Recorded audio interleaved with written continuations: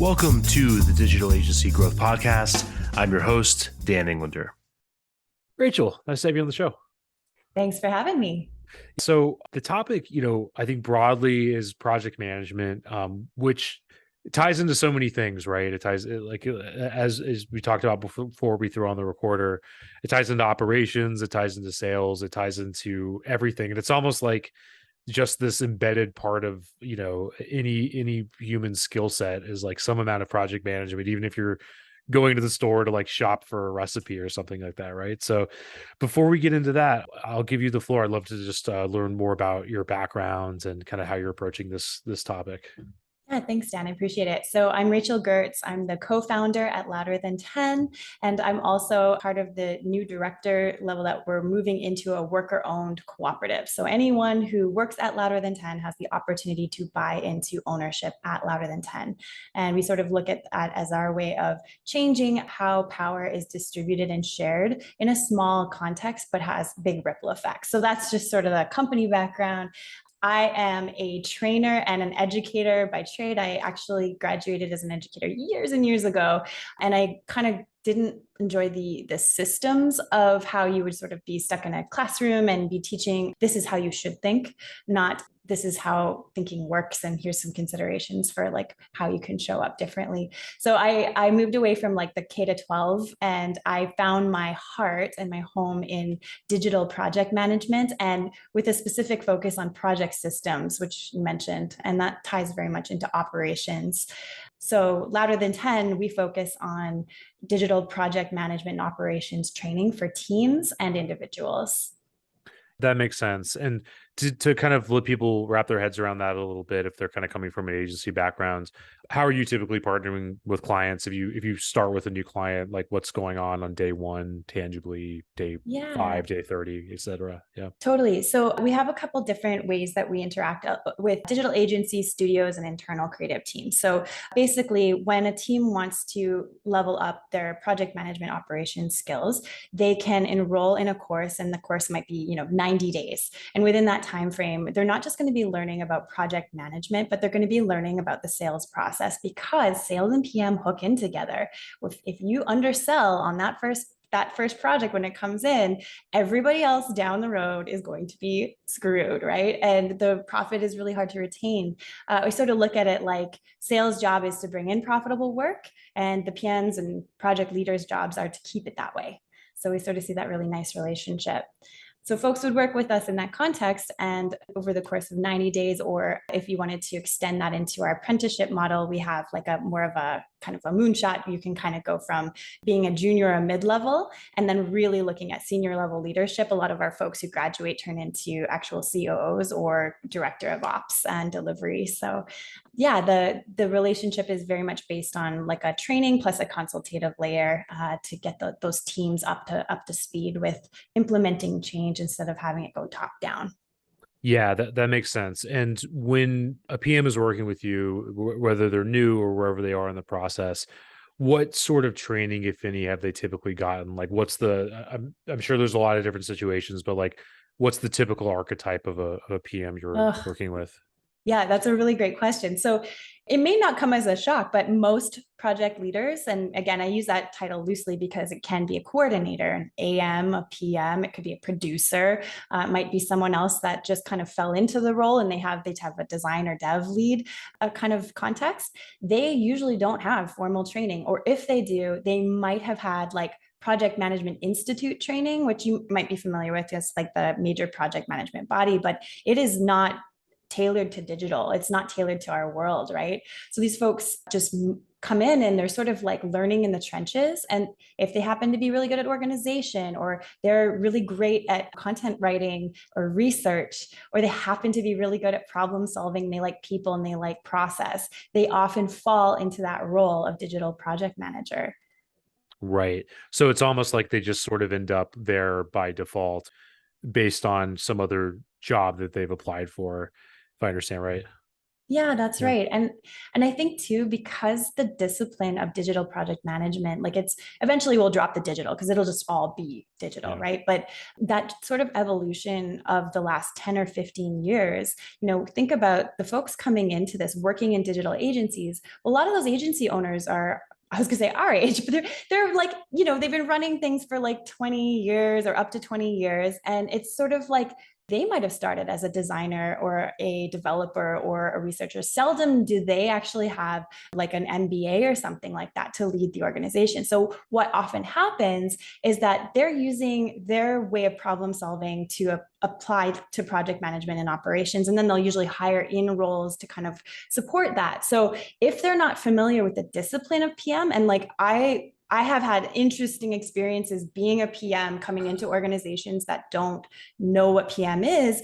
They might often be like, oh, we're averse to process. We actually feel like that's very limiting to our creative flow, right? Right. Or we don't want to put ourselves through a meat grinder. So what that means is project managers often kind of get reduced into these tiny little sort of like secretary bubbles, like, yeah, you just go off and do your project management stuff. I just want to make sure things finish on time.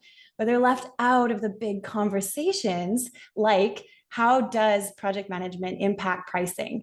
How does project management impact capacity at a level where you can start looking at efficiency across an entire organization? Yeah, that makes a lot of sense. And I think with that, like there's a lot of different operational roles that an agency or any company can hire for. And I think one big like cause of hand wringing is sort of like what skill sets are we prioritizing in the hiring process, right? Because like project management is a skill set, Yeah. and you probably have some more informed opinions than I do on what that entails. But I think my head goes towards attention to detail and process and all these sorts of things. But then there's also like the interpersonal skills element. Like, can you deal with a difficult conversation with a Yeah. client? Can you ask questions? Can you be curious?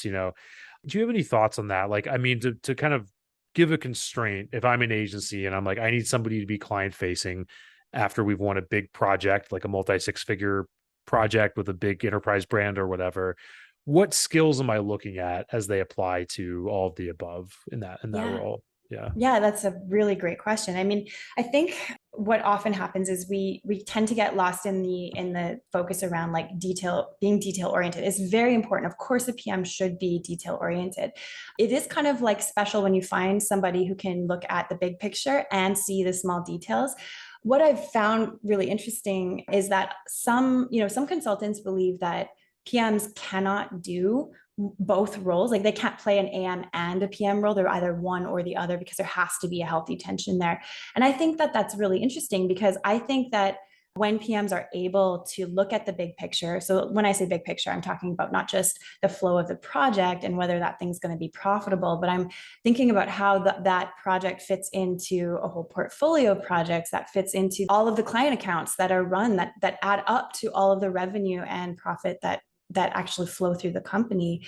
When they're able to see the levers and dials that they can pull for the business, they can kind of tap into that account management brain. And when they're able to look at like very firm but gentle resistance to taking things out of scope, or if you're going to take things out of scope, treat it as opportunity for future scope, right? Those like abilities to negotiate, to have tough conversations, to build alignment on the team with the clients, with executives. Like those are powerful skills. And the detail orientation, like that's something where, I mean, I don't know how you're feeling, but like in this sort of like COVID age, moment to moment to moment, right? Like 2 days can feel like 1,000 years sometimes. And I think that giving a little grace on some of those like details is creating better systems for how those details can be captured. And I think Yeah. great PMs can do that. Yeah, that makes sense. It's funny, just as an aside, I'm like the worst person to ask about perspectives on the COVID age, just because we've been distributed since day one, back Yeah, when it was same. not cool at all, back when it was tough to win clients for being distributed. So I have no frame of reference, but no, but I totally believe that. And so that makes sense. So it sounds like, and correct me if I'm wrong, you kind of consider the negotiation skills, the interpersonal stuff, all kind of part of the PM umbrella. Yeah, I think oftentimes PMs are just not given access to the training or the just the day-to-day experience of what is it to reset a client relationship. They're sort of told Yeah. like, here's your box and iron triangle time scope budget, that's what you deal with. But then when a project fails, like they have the ultimate accountability for that success or failure. So the pressure of that success, it's like if they're not given the ability to express, here's how our relationship can function and here's how I can show up for an AM if I work with one, like we're really limiting the power of a project manager and their teams. Yeah, that makes sense. And I think that's a good time to segue to a concept that you talk a lot about on your site that I was reading about, which is democratic project management. Can you define like what that is to you and just kind of how you're kind of bringing that to clients? Yeah, so traditionally project management has been very much based on like the history of scientific management. It's kind of like a carrot and stick way of getting people to do things in factories. And back in the 1800s, like if you work harder, if you do this piecework, we'll make sure that you're paid more. But also there's a stick behind it that was like, if you don't, then you're going to be punished. And so the most recent project management that came out of that was very much focused on project managers as these hierarchical leaders that didn't have a lot of power in their own right, but they had the power to keep their team in shape. You know what I mean? And so it Right. was very much about box ticking. It was very much about don't ask questions, just do your job. And out of that, like if you look at the hierarchy of most companies now, I mean, it does follow something where you have kind of like your basic rights met, but most of your other choices you don't get any control or say over that in the workplace. Right. So you can see as companies are moving more towards 4-day work weeks and focusing on mental health and like really building in sabbaticals and focusing on teams being able to identify in different ways and folks being able to identify in different ways, that is making a shift where we see digital PM fitting is in that modern way of running and existing within a company structure where democracy is not about the PM telling the team what to do. It's about the team understanding what the levers and dials are and working together so that they can actually change the course of a project, which changes the course of the business. So it's about sustainable growth. And we look at it as like the PM's role is to kind of assess, okay, where are things at? And then remove obstacles. What do you need today? How can I get that out of your way? How can we have a better conversation? How can we talk about phase 2 before phase 1's done to get people excited? Those kinds of things. Yeah, that makes sense. And I think that so much of it, historically has been about this illusion of control that, an employer can have over an employee, whether that's keystroke monitoring or Yeah. time management and all these sort of things. So I have kind of like two minds about it. But then the other side of me is like, well, certain boxes do have to be checked at some point, or else you don't have any accountability and you don't know what's going Yeah. on. So how do you think about bridging that gap? Like what, not the project manager themselves, but maybe the manager of the project manager or an employer, what should they be looking at? Like, what are those boxes to check? I guess if that's the right way to put it, if not time, if not some other measurement like that. Totally. Yeah. So I think again, it's like zooming out a level and looking more holistically. Like you can have a project that runs on time, and you can also have a project that fits within the hours allocated for the budget. But either way, that project might not actually be profitable to the company, right? At the end of the day, Right. if it's 3 months over on a timeline, there's cost of delay. And so cost of delay has a way bigger impact at times, right? When we're looking at the cost of paying your salaried employees or paying freelancers who, if you want to keep them, they got to stay active in the company. So I mean, we look at like metrics a little differently. A lot of people push for like utilization metrics, like how productive and efficient are you? And we look at it like, yeah, you can track that stuff and you should know what your efficiency level is.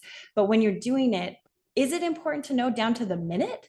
Should you actually be asking people who are doing 50 different tasks in a day to track those individual is that even useful? Yeah. Because we start looking at it like you need a system to get the work done. We lose 20% of our time to changing tasks, Right. so that adds up to like 3 days a week, right? Like, or 2 and a bit days. So we have to Yeah. we have to zoom out from that. Yeah, no, I'm just nodding my head a lot because it's a classic example of like over optimizing for one metric at the expense of everything Yes. else. And back to the industrial age thing, it's like, yeah, that's clearly a relic of that, where you're treating a human like a machine, not factoring in task switching costs and that sort of thing. And I've seen this myself because we've tracked time, and I go look at just a client from hell, just one that's like horrible that we should have fired like months ago. Yeah. And you look at the time spent and it's like, okay, it's 15% more time than usual. It's like, but qualitatively, it's a completely horrible situation, right? Which is rare, Yeah. thankfully rare, but so I totally agree.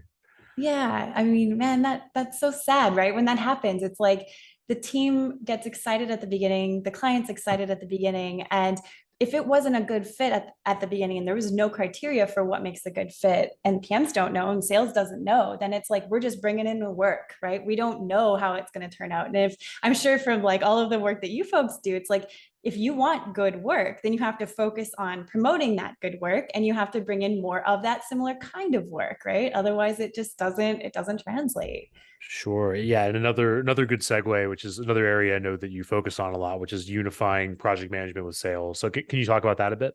Yeah, for sure. So again, a lot of the time, project management is seen as its own sort of separate discipline when it actually is kind of the node in the network. It hooks into everything else. It's the invisible layer that it keeps everything running smoothly. And so I think you had Nancy Lyons on as a guest a little while back, and her, I still quote her all the time, but she's like, bad project management is like air pollution. If you can see it, it's probably killing you. And so the idea is that we want invisible project management. So when it hooks into sales specifically, again, kind of reiterating the idea that sales job is to bring in profitable work and PMs is to keep it that way, then what we have to look at is getting folks in PM to sit in earlier on those sales convos. It doesn't mean they have to be saying to a prospect, oh no, we can't do that. But the sales person and the PM being super aligned is going to create situations where those PMs can increase ROI, upsell accounts, flag risks. And then when they're flagging them, it's not like, oh, we just can't take that on. It's like, we can take that on if. But by the time in a traditional process, project process, that the PM is involved, it's already too late. Everything has been cemented, signed, dotted, blood, right? There's no wiggle. So bringing that PM in early, having them support client onboarding and education as an actual possible deliverable or like value add, those are things that create a really strong relationship that creates ongoing work, MMR, right? You're just focusing on Yeah. that. I really like that. That's really useful. And I think to dig into that a little bit more, I think like one thing is, sales has their incentives, and PMs have very busy lives as well. How do you know when to bring in the PM in a way that respects everyone's time? Like, for example, are your better clients, are they doing things like packaging a paid strategy in order to justify bringing in a PM, or is there some more elegant way of doing that you've seen? Yeah, so what we sort of look at, like PM should be a part of all projects and project management by default. It's usually about a 20 up to 30% allocation on all projects because when projects fail, they usually fail because of poor project management. And in the last stat I pulled, which is probably now 2019, but it's 70% of our projects are failing. So if they're all failing, like we need to allocate for that. We need to have that as part of the process. So often if you have clients that are like, oh, I don't need PM, I have one. That's great that you have one, but we need one because we're doing all of this other work on our side. And everyone on the team does a little bit of project management, whether you wear the hat or not, you're definitely doing that day to day, right? So we would say things like if there is a tough sell or you're trying to get that alignment, you're looking at like stronger vetting up front with sales. And the vetting can be something where it's like, okay, we could have a really great fit here. if we had more alignment with our goals and lower risk. So what are two ways that we could increase our goals alignment? So their business goals, our business goals are headed in the same direction, because there's not just project goals, right? Like, is their company actually moving in the same direction as your company? Or are they going to take you further away from that, right? And then is the risk actually worth us taking that on? Because there's ways to white label, there's ways to create shared risk where you can, experiment together and reuse material together or whatever. But you as your project leaders can hook into that sales department, and you can allocate like once a week or once every 2 weeks when new leads are coming in, just a quick vetting together of what they started forming on your initial sales call details. If you can have them sit in on the first or second sales call, those are just good habits to get into. Our belief is that whoever works on the project should be supporting the scoping and the estimating of the project. Because if you just get a lead to scope something, they're going to scope it according to how they would approach it, not how the junior dev is going to be approaching it or how the mid-level designer is going to be approaching it. Yeah, that makes sense. And I think maybe tied to that, to be kind of vulnerable and bring up, project management issue we're having. And I'd love to get some free consulting. It's one of the benefits of having a podcast is you get to squeeze people for that. It has to do, so basically we have approval stages related to prospects that our clients are targeting and the copy and the strategy that we're using like on a next forthcoming campaign. So on one hand, we've learned that we need to have a 30-day standing call to like go over these things and to sort of honestly offer the white linen tablecloth service, right? It's like, we're not a productized service, we're the high-end provider, et cetera. And that's half of it, or maybe 20% of it. The other 80% is hashing over the ideas and getting their feedback and making sure the thing that we think is going to work is also going to like conform to their style and the things that they want to do. But the issue with that is that call, something comes up on their end, that call gets rescheduled, it gets pushed back a week. Then we have this gap where there's no activity, right? Because we're waiting on this, we're waiting on that. So that's the issue. And we're trying different things. We're like, do we batch up approvals? Do we basically just say, hey, we're running with this, let us speak now or hold your peace? Any thoughts on that?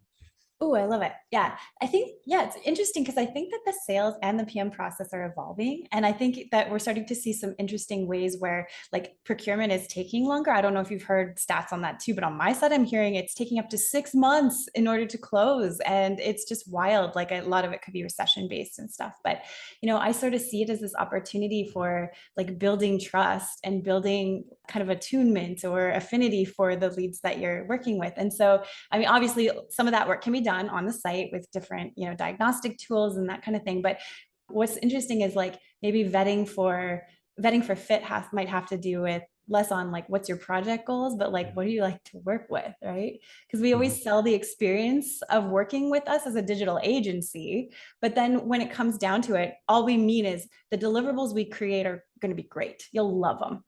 But are we actually great to work with, right? So there could be this change in the dynamic where it's like a little bit more time and space put into, we run folks through this as a standard like exploratory phase where we'll sit down with you and your core stakeholder group and we'll actually look at, if it's a greenfield project, like what are the possibilities here? And maybe it is just coming out with like a 5-minute Loom video or a 1-page brief of like what's possible if the alignment is in place. And like when I say alignment, it might not just be like, oh, you're the right size and shape, but looking at, do you have someone that's actually available on your side to be present for project management related turnarounds and approvals?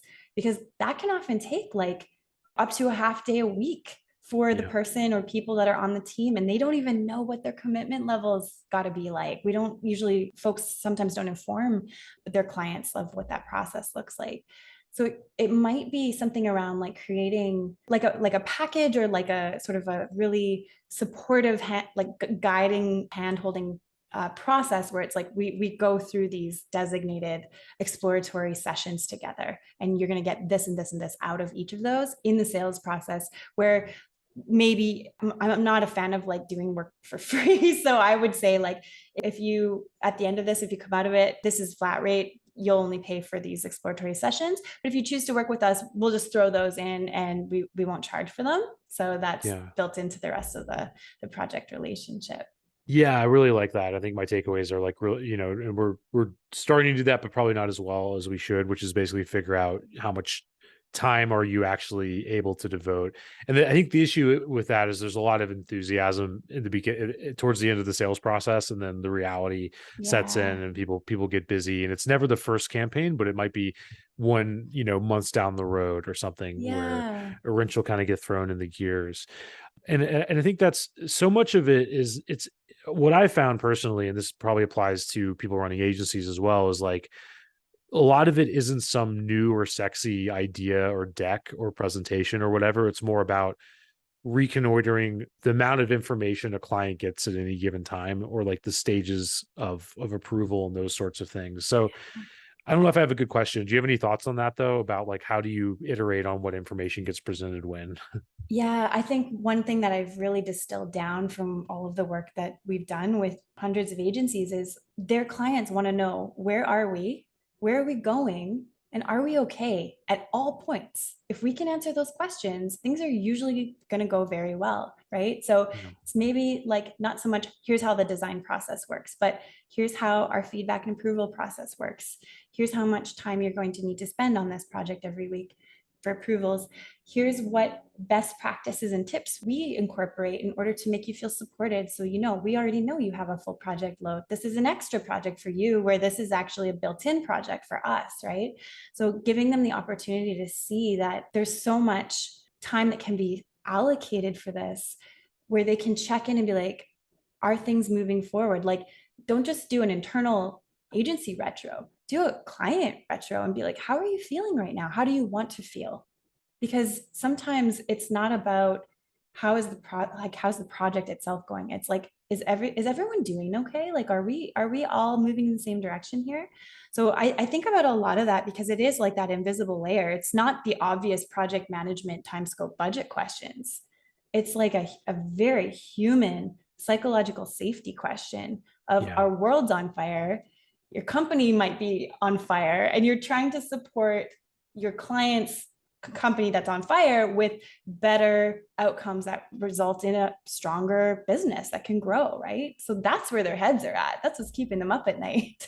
Yeah, and then you're always left with the usual like buffet of cognitive biases that we all have, right? Because then there's sort of like this whole array of results that are agreed on at the beginning, which are very like cold and numeric, and it's like we need to be here. And then the allegiance throughout the whole project is focused on getting those results, regardless of like where anybody is at emotionally. Yeah. Yeah, Yeah. It yeah, takes like sometimes 6 to 8 months to even see those results, because that's a normal feedback cycle. You make a change today, it'll show up on your books 6 to 8 months from now, right? yeah. So how can we promise things and then not change those as we're discovering more and more and more? I think that we have this idea that we somehow have to promise results within like a week or 2 weeks or something. And it's like, well, let's look at a change cycle and see how much time does it actually take to see what you want to see. What we need to know is, are we moving in the same direction together? Does this feel good? And is it helping you to solve your immediate problems? Then we can talk about what that longer term change is going to look like.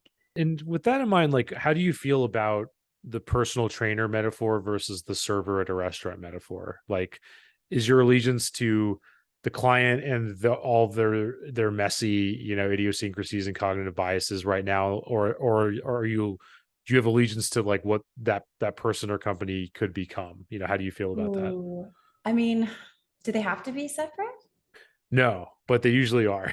They usually are. Yeah. Yeah, I mean, I think so. You're thinking about managing a relationship, right? So if you are an AM or a PM in your company and you're working with, let's say, someone who's at a like mid-level marketing position, but maybe they want to move into a director role, like of course you're going to be asking that person, like, hey Pam, like where do you want to head in your career? Like what's important to you? Like what would be some things that I could do to show up for you as your point of contact, just separately outside of this project? So of course you're going to honor and support them and create that alignment, because you want them and need them to be playing on the same team with you, right? That's very, very vital.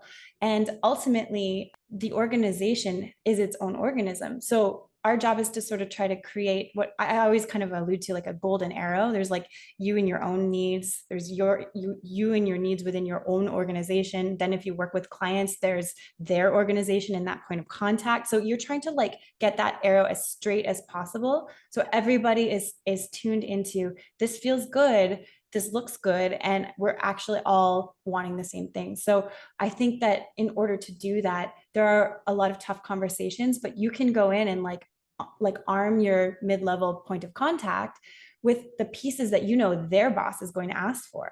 Like you can help them have that tough conversation that makes them look good and you, because you don't want to run over them with a bus, right? Like that doesn't feel good at all. And ultimately, you know, they may go into another organization and take you or your company along with them as a really trusted provider. Right. And that's especially big in the agency space, like as we all know. And I love that's kind of like the concept of vertical alignment, so Yeah.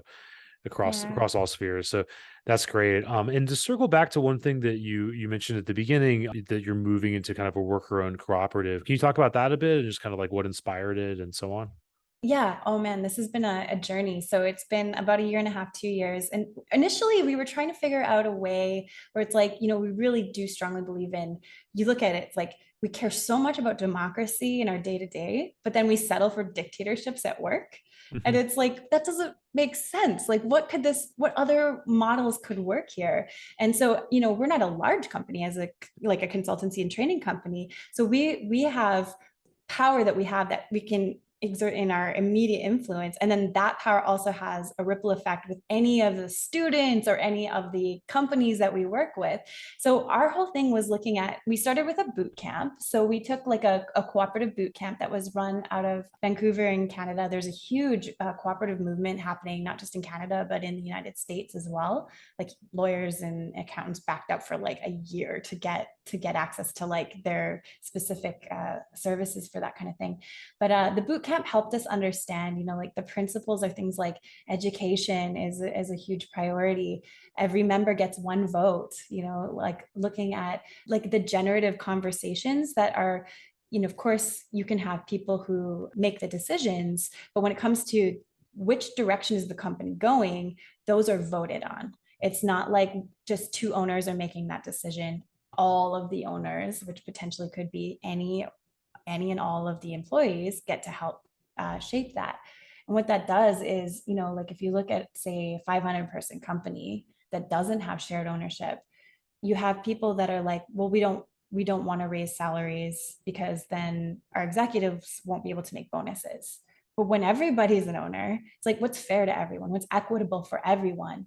And also the members are like, hey, I care about this company and it needs to succeed. So what are the things that I can do to help it succeed? They're very invested and very engaged in that process. So that's a little bit about kind Yeah. of why we did it. It sounds compelling. And to dig into that, kind of like the topic of, democracy in a company a little bit, and just to kind of like, play devil's advocate and everything. So if it's almost like if you decide to work at a particular company, that's kind of like a vote in its own right. So I guess my question is, it's not even devil's advocate, but just how do you manage like the values and the principles of a company deliberately, right, in the context of democracy? Because that sounds like you look at what people want and then you make the mission based on that. But what if you decide that's not what you want as the entrepreneur or the owner? And if people don't like that, there's plenty of other options for them. Like, how do you feel about that Yeah. approach, right? I mean, that tends to be the dominant, like people, their fears or their worries about like going in that direction. And so Yeah. I think part of it is maybe changing the relationship to the feeling of what power means. Because if you think about it, if you're an agency owner and you're like, yeah, this is my vision in my company, you might have these like values and principles that you live and die by. What's keeping you up at 2 a.m? It's paying people's salaries. It's making sure the work is good enough. It's making sure you have the ability to grow. And, you know, if you have to deal with competition, it's like making sure you can scale. Do Yeah. you do that on your own? Or do you do that with a group of very dedicated people? So you might have to look at it like, okay, these are very dedicated people, but they're only going to put in 1 to 2 years and then gone, right? And they got to start all over again with somebody new. Yeah. Oftentimes, folks who are members, they're there because they want to continue to see this thing grow. And if they ever stagnate in their roles, they actually will swap out roles or create new roles that are like more on the innovation side, or maybe they get to be more on technical side. So there's almost like its own like reforming, and it's a beautiful process where people don't get bored because they don't give up. They see the process through. And when those lived values, I think it is like down to the core values of like, is it me over us? Is it money over people? Is it like, depending on what those values are, if you have your core values aligned, then usually the direction that you want to go, like if one person votes nay and everyone else votes hey, then you don't go in, you go in the direction of the most of the people. And that's what happens in a democracy, right? Yeah. And usually that takes you in a better direction. Sometimes it can take you in a bad direction. There's like, are you familiar with like MEC here? There's a Mountain Equipment Co-op. No, I don't think so. So it's like a Canadian, I believe it's Canadian, could be also American now too, but it's like a company that would sell hiking, camping, outdoor gear, and they became a worker-owned cooperative, and then slowly over time, their board sort of got like diluted, and so eventually the people that were on the board, so the members that got to make the decisions, they ended up trying to make decisions that favored profit over people, and so then the latest like vote was like, also we don't want to be a co-op anymore, right? So that can happen, but it's not the typical case. Like Mondragon is like the biggest network of co-ops in Spain, and there's like over 10,000 companies. So it's super interesting. And it's like the way that I sort of think about it is, and this is partially informed by I'm reading the new book about Amazon, which is called Working Backwards, right? Which is about Amazon's process. And Amazon, love them or hate them, they are very clear with their loyalties, right? Which are to customers, not to employees, right? But so it could be that love them or hate them, they've been obviously very successful at that. But there could be an argument that you're always loyal to people, to everyone, and that's the goal. But in a client service business or in a complex service business, there could be a stronger argument that like your employees and like the brain power of your team gets a bigger slice of the pie than your clients do, and it's not to say that your clients aren't like super important as well, but especially now, like if you talk to anybody in the agency world, just retaining people or having to rehire every 2 years is like just such a drag. So I think that the way you're approaching this makes a lot of sense, or at least experimenting with that and seeing how well it works and everything. Yeah. Totally. It's like 400% of a mid-level or senior level person's salary to replace them, right? Like with margins being what they are in digital for agencies, like you have to retain your people, you have to invest in your people. And I mean, I remember my first talk at the Digital PM Summit back in like 2014 was, if you love your clients, then put your team first. Because if you don't have a team that can support you foundationally and they aren't feeling rested and energized, and what are you running? It's a hollowed out shell of tired, broken people who are just looking to jump ship. How good are your outcomes going to be? How happy are your clients going to be, right? We have to look after our teams. There's no other option. And I am seeing now a dichotomy between the companies that choose to do that and the companies who won't.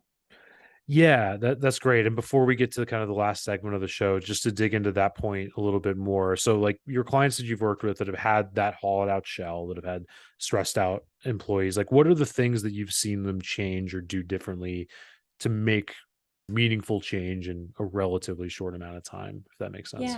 Yeah. So I'll say one thing before I start in that direction. So if they're a hollowed out shell and they approach us like, can we work together? My whole thing will be, are you interested in actual change? Because if you're just like, fix my team or fix my PM, there is literally nothing we can do unless that owner and the leadership team are actually invested in change, and they're invested in what is that feeling of safety? What is that feeling of I know we can do a great job, and I know that my team is there to support. So that's the precursor to that. But so in terms of things that we do to help people change in a short amount of time, like, we've had folks go from fixed bid projects with fixed scope, fixed timeline into creating opportunities to do monthly recurring revenue, and changing agreements so that instead of trying to predefine scope on a constantly shifting target, you maybe introduce a master agreement, right? And then from there, you build out your scope of work in your research or discovery phase. But you can do it in a totally agile way if that's the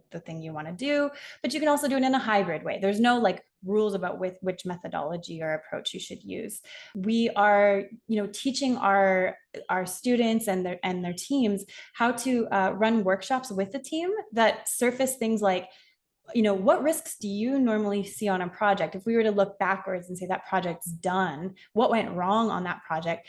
Your engineers, your designers, your writers, all of the folks in your processes, they already know where things go wrong. They already know where the dynamite is. So they actually have incredible wisdom if you give them that opportunity to work through, okay, if we had one working session on like, what are the 3 things that we could do to improve handover process between design and dev? Chances are they already have some of those answers. And then what we come and do is we look at the system behind that. Why does it break down there? How does it break down? What causes it to break down? How do you go in and fix it up here, upstream, so it's not going to happen down here? And then you can just see their eyes lighting up because they're like, I can make this change. We can do this thing and we can change it in a week. So some of it is building out your operations roadmap for the year. And then like, don't get bogged down by like, I'm going to do 17 things. You can do like 1 or 2 things, but focus on the big ones, right? Focus on having like a clear communication plan, focus on better handover processes. It's the gaps between that really matter, right? Not just the phases themselves. Focus on how you'll handle risk, make it safe to talk about, and turn risk into opportunities. That creates basically built-in AM skills into every single teammate, which is what you want, right? Things like that are pretty powerful. Yeah, there's so many great nuggets in there, and I think one thing that jumped out at me is the postmortem, right, where you're kind of like envisioning yourself down the road and then looking back on what went right or what went wrong. It's so weird because it's like such an elegant little mental hack you can do. Where I don't know why it's easier, but if you say like, what do you think will go right or wrong? It's such a harder question to answer than to say, hey, let's pretend you're in the future looking back. I don't know why. It's just a slight reframe, but there's something about that that's super interesting. I wonder if it just has to do with like looking forward. We're trying to be like, well, we don't know what will happen because of complexity. But when you look backwards, you've actually anticipated past experience with complexity already. And so you already know, right? Yeah, you've already been there, more or less, different actors, but the same play. So totally. that makes a lot of sense. So for our newer segment to kind of close out the show, it's called Overrated Underrated. So what I'll do is I'm going to throw out a term or a phrase. You let us know overrated, underrated, properly rated, and why you think so. It's a lightning round, which I've stolen shamelessly from the podcast Conversations with Tyler. So anyway. Are you ready? I'm ready. Hit me. Kanban. Ooh. What's the middle one? Properly rated? Properly rated, yes. Properly rated. And why?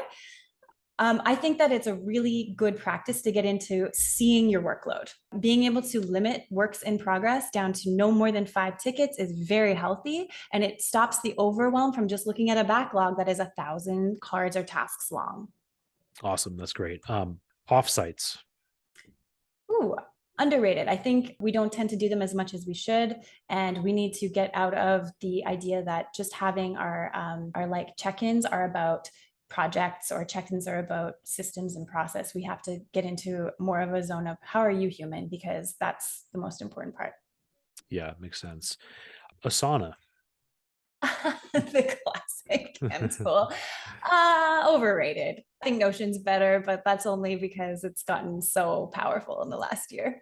Good to know. PowerPoint. Overrated. You can often say things with one slide or one picture that you don't need to present in a deck. It's about a relationship. Scripting difficult conversations. Oh, underrated. This is definitely something I'm passionate about. If you don't know what words to say and you're anticipating a difficult conversation with someone, just having some backups to go to that allow you to think through, instead of reactions and like getting worried or stressed out, you're relying on just some like clear, kind of neural pathways that you're actually ingraining. It makes it so much easier to have those tough conversations. Yeah, that makes sense. I should have finished with that one because that's definitely more dramatic. But the last one I have is Gantt charts. Okay, well, the history of the Gantt chart is actually, it did come out of the Industrial Revolution, and it was meant to control carrot and stick, like basically enslaved people on plantations, and it was meant to increase output. So I think that I would say overrated in that, even though it's still a helpful visual, we have to decouple it from its really, really sorted past. And to do that, we have to look at just better ways of scheduling time in blocks. So half-day blocks if possible, full-day blocks if possible, limiting our focus to no more than 3 projects at a time if possible, and actually having uninterrupted workflow where we have at least a minimum of 45 minutes up to 3 hours straight of deep focus.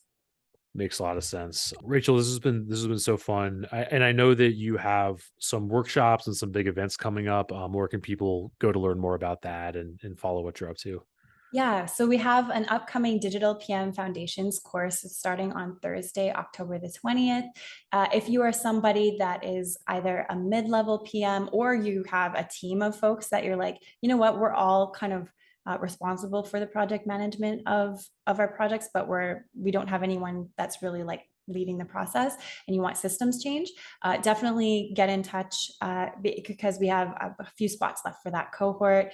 And in less than 90 days, you're going to be looking at a very strategic way of not just managing your projects better, but just totally overhauling ops. So it's going to be pretty magic. So that's our upcoming course. And we also have a workshop. Can I talk about that? Of course, yeah. Awesome. So Our company's called Sales Schema, so you can sell all you want. sell all you want. Wonderful. So we haven't announced this yet, but on Wednesday, November the 16th, we're going to be bringing in Parakeeto to focus on your agency metrics and actually looking at how to set up and run healthier agency metrics. Marcel is a great pal of mine, and I'm friend of the show as well. Yeah. And a friend of the show. And I'm excited to be able to partner with him on that because I think they're doing really great work. Awesome. And we'll definitely get that linked up. Rachel, this has been so great. And let's do it again. I feel like we covered so much ground and there's probably like 500 more shows that we could do with what you covered today. So let's do it again. Thanks so much, Dan. It was really great to see you.